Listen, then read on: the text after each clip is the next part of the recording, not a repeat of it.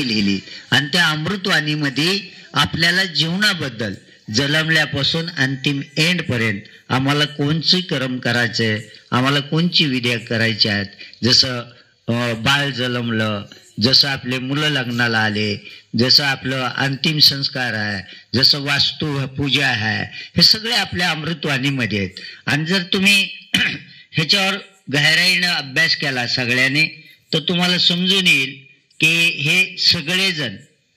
मानव जे आहेत की ज्या ज्या धर्माचे फॉलोवर बनलेत तर ती फॉलोवर त्या आपल्या गुरुच्या वाणीच्या आधारे हे सगळे विधी पूजा करतात. मग का नको आपण आपल्या गुरुनं सांगितलेलं, आपल्या गुरुची तर वाणी इतकी पवित्र आहे, आपल्या गुरुच्या वाणीमध्ये ठगपणाच नाही, आपल्या गुरुनं कधी 1 रुपयाचा खर्च करायला पूजावर सांगितलेला नाही. हा, पण आपली धर्म व्यवस्था चालायला पाहिजे, परंपरा चालायला